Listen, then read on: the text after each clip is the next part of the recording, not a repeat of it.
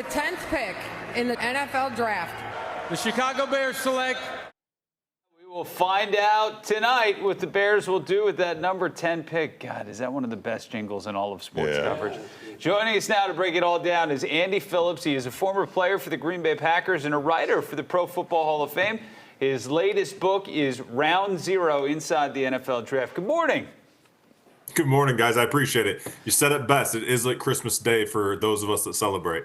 Yeah, looking at this draft, I was remarking earlier, if you read 10 different mock drafts, I mean, you're going to get 10 different, decidedly different drafts, maybe the first one or two picks.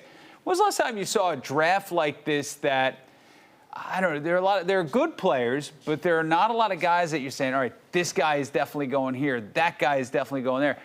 It's a pretty unpredictable draft, isn't it? It is, and part of that reason is because, it doesn't have the crop of quarterbacks that, say, last draft when you saw 6 go in the top 12.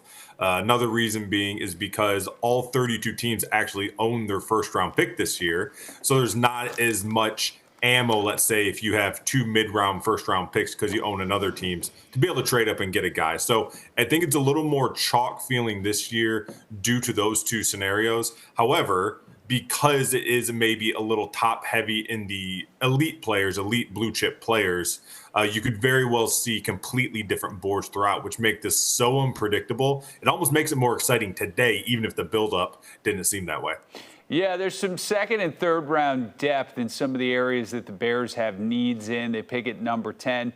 And again, they're one of those picks right there at 10 where they might be just outside of that realm where there's a guy that is going to hit. So they could trade up. More likely they could trade down. What do you see them doing with that pick tonight? I actually think it's more likely they would trade up than trade down due to the fact I think it's going to be very hard to trade down once those 3 to 5 blue chip prospects are gone.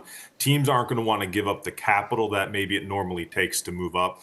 I think the Bears are in a perfect position to move up and get their guy. If they're identifying a guy that rumors have it, like a Ashton Jeanty, the running back out of Boise State, if they're identifying him as a guy that they want, if Ben Johnson, a guy who came from a strong run game in Detroit, if they want to go get him, I think they did enough in free agency this year where they don't need as many picks. They can use some draft capital, go up and get their guy, maybe jump in front of a Jacksonville at number 5, who's apparently down to him and another prospect. So if you're the Bears, I'd be more surprised if they moved back than if they actually moved up to go get their guy. Do you think that's realistic, though, that they would trade up to get a guy like Jeanty? Because there still is the case that the O-line is still not it's not perfect right now, and they might want more depth there. That would be the safer pick. Do you think there is some credence to them really moving up to get Jeanty? I think the credence is there. I'm not saying I would do it. I mean, I was a lineman. I'm with you. I'm with you. I think they have 5 good enough guys to roll out right now and protect the quarterback. But as we know, injuries can happen. And if you have the ability to upgrade, I'm more in favor of that than trading assets to go get a running back. But if they're looking at this draft and if they really only have, say, 3, maybe 4 blue chip guys, and you have the ability to jump up and get one, that's where I could see them making the play on that. But if it was me, I'd probably stay at number 10, try and trade down. If I can't, there's a couple of offensive tackles who should be available right there that can help you turn that thing around in Chicago just as fast as a running back make. Who are the guys that you see as locks, as sure things to be NFL stars? And are there any guys that we're not talking about that are maybe kind of being underestimated right now? Great question. I view 3 locks. Abdul Carter, the edge rusher from Penn State, everyone has. Travis Hunter, obviously, wherever he plays, he's going to bring enough value that it feels like he'll be a lock, at least in terms of the value that he could be a star. And then Mason Graham, the defensive tackle out of Michigan. Those are the 3 blue chip guys I see. The guy who's really flying under the radar to me is Mykel Williams, the edge rusher out of Georgia. He fits the bill of former number 1 overall pick Trayvon Walker, who was about a double-digit sack guy last year in Jacksonville and would have a lot more attention if he was playing somewhere that wasn't Jacksonville. Mykel Williams, 6'5", 260 pounds, only 20 years old. He plays so aggressive that it's actually impressive his play recognition, because sometimes young players, when they play so fast and quick, the play recognition is slower because they're a little out of control. He has both, and he's a guy that not a lot of media members are talking about in the top 10. He's my number 4 overall prospect, and he's a guy that I'm curious if the NFL personnel sees closer to what I see than maybe what we're hearing from the media experts. Yeah, a lot of times on night one of the draft, there are veterans who end up losing their jobs because their replacements are picked. Surprisingly, in some instances, you look at Kirk Cousins last year.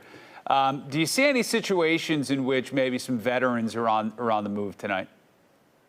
Yeah, listen, I think that's one of the fun parts of this is, you remember the Trent Williams trade a few years ago from Washington to the Niners. That was a big one, and that was one that nobody really saw coming, but with the retirement of Joe Staley, it made sense. Tonight, the big names you're thinking you could hear, or maybe a George Pickens in Pittsburgh after they acquired DK Metcalf. Kirk Cousins is still out there. He doesn't want to run into a situation that he ran into last year, so I'm sure he'd prefer round 1 to get over with before he sees his name traded away. But I think the big name right now that people are really waiting on is Jalen Ramsey, the corner from the Miami Dolphins. The All-Pro, 7-time Pro Bowl or Super Bowl champion. Sounds like they've both agreed to part ways. He's a name that you could see possibly getting thrown around tonight. Not saying a first-round pick could be involved in that trade by any means, but a guy that you could see at least the discussion happening tonight. All right. The book is Round Zero Inside the NFL Draft. You can follow Andy on all the socials. Andy, thanks so much. I appreciate it, guys. Enjoy tonight. Thank you.